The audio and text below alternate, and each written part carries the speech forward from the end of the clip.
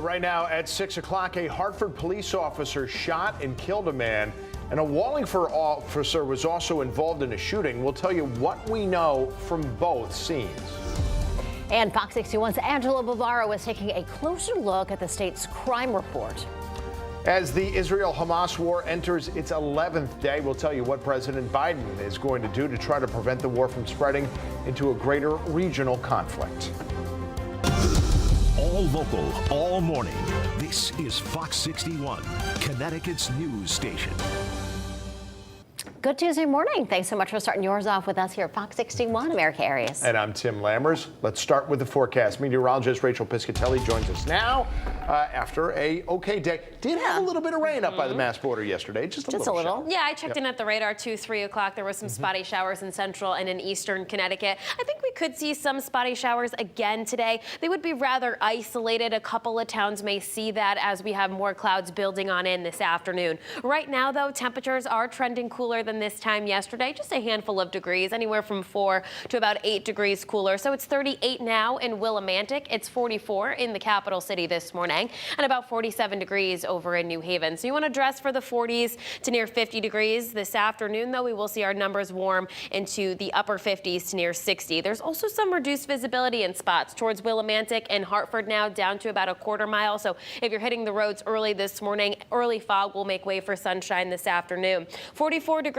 now, mostly cloudy for the ride home as we'll have those clouds building on in. Temperature wise, just around 63 degrees will be our high temperature. Again, mainly dry conditions with a pop-up shower possible. Winds generally out of the north about 5 to 15 miles per hour. It's a nice October day for our Wednesday. A warm up on the way for Thursday. Rain arrives for Friday. We'll talk about that, the timing, and the impacts that could have on your weekend plans coming up in just about 15 minutes. Let's get a check out on those roads this morning. Hopefully a quieter start than what we were dealing with yesterday, Symphony. Yeah, so far. Let's go ahead and get you up to speed with what we are checking out this morning. Starting off with a crash right here in the capital city involving a tractor trailer and a car. Right now, the I-91 southbound entry ramp from Route 15 westbound in Hartford is closed due to this crash. Now, the crash itself is at Route 15 at exit 86, but this area is closed. Again, the 91 southbound entry ramp. So plan ahead for that this morning. Right now, taking a live look in the capital city and downtown Hartford as folks make their way in and out of the capital city this morning. And the drive time's looking good so far. No major delays to report. Similar scene out in New Haven, but we are seeing our usual slowdown heading from New Haven to Bridgeport on 95 South. But again, no major delays on the road so far this morning. Let's hope it stays like that. We'll have another update at 6:30. Symphony, thank you. Well, Hartford police said an officer shot and killed a man yesterday, and a Wallingford officer was also involved in a shooting, although there are a lot more questions we're still trying to answer in that case. Yeah, Fox 61's Lindsay Kane is live in Wallingford at police headquarters with more on both of these two incidents. Lindsay, good morning. Hi, good morning. Well, there's still a lot of questions this morning after 2 officer-involved shootings, one in Hartford and one in Wallingford. Now, here in Wallingford, police are confirming that one of their officers was involved in a shooting, but details beyond that are still limited. Meanwhile, in Hartford, police are confirming that one man is dead. They say he fired first at a police officer. Now, this all happening around 2 o'clock yesterday in Westland and Barber Street area of Hartford. Police received a call about an armed man in a car threatening others. They pulled over the car. That's when the city's mayor, Luke Bronin, says the passenger got out of the car and started walking toward the police cruiser while raising a gun. Officials say he fired at the officer. The officer fired back. The man was taken to the hospital where he later died. Police say the driver of the car sped off. Now, the police officer was not injured. Neighbors in the area say the violence in the city is getting more and more common by the day, hoping there's an end in sight. Death. It's all around Hartford. That's it. It's just death, man. Hartford got a black cloud over here, man. It seems like it's happening every week, and unfortunately, it's happened once again at our front step. Now, over in Wallingford, police say an officer was involved in a shooting on North Airline Road just before 3 o'clock in the morning on Monday. Again, details are still unclear as to exactly what happened. Now, the Inspector General's office is still investigating the shooting in Hartford. Here in Wallingford, the investigation is still underway. We're still waiting for an update from police. We'll bring that to you, of course, as soon as we get it on air, online, and on Fox 61 Plus as well. Live in Wallingford this morning, Lindsay Kane, Fox 61, Connecticut's news station. All right, Lindsay, thank you for Thanks that so much. report. Well, meantime, 6:05 new this morning, a teenager who police say was trying to break up a fight was stabbed multiple times. Now, this all happened just before 8:20 last night at the Dunkin' Donuts on Middle Turnpike West in Manchester. Police say the suspect, who is believed to be homeless, was asked to leave the restaurant when an argument broke out. They say that's when a 19-year-old tried to break up the dispute and was stabbed. Police are searching for a 50-year-old white man with a white beard and is believed to be wearing khaki-colored clothing. Well, a recent report found that overall crime rates fell in Connecticut last year after some of those rates rose during the pandemic. Yeah, the report is put together every year by the Department of Emergency Services and Public Protection. Fox 61's Angelo Bavaro is joining us live outside the Capitol building in Hartford to break down more details of this report. Angelo, good morning. Erica, Tim, good morning. And that report shows that Connecticut saw a 4% decrease in overall crime between 2021 and 2022. Our state among the safest in the country, and our numbers also well below those national averages. Now, this report also giving us specific numbers on specific crimes. Take a look, showing these charts trending over the past 10 years.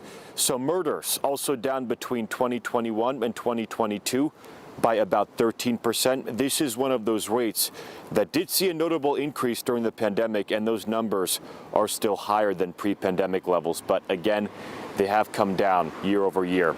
Property crime also saw a bump during the pandemic. The new data shows those numbers have been coming down a bit each year since, dropping by about 3% from 2021 to 2022. And motor vehicle thefts, those saw the most notable spike during the pandemic. Lots of headlines about those in Connecticut.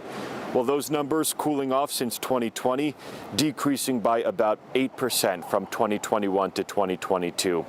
And lawmakers on both sides of the aisle offering some different takes on this report and the numbers. When you speak to the general public, they're still really concerned about the crime that they see out there. And it's really the top issue that's on everybody's mind. Our violent crime rate is less than half the national average. And the governor's office pointing to gun reform legislation and also state funding for violence intervention programs in communities as efforts they're taking to reduce crime in Connecticut. We're live in the capital city. I'm Angelo Bavaro, Fox 61, Connecticut's news station. Okay, Angelo, thank you for that update. We certainly appreciate it, and at least a bit of good news here. We'd like to see that. 6:08 today, the lawsuit that was launched by John Gomes alleging ballot fraud in the Bridgeport Democratic mayoral primary, that is going to continue today in court for day 3 of that trial. And current Bridgeport Mayor Joe Ganim, we know, has been subpoenaed to testify in the case, meaning he could take the stand. So as this case continues to play out, stick with Connecticut's news station for any and all updates. We will be live in Bridgeport later to preview today's proceedings. And of course, we'll have continuous coverage throughout the day. Well, this morning, we are learning that President Joe Biden is expected to visit Israel and Jordan tomorrow. Yeah, that's according to the Secretary of the State's office.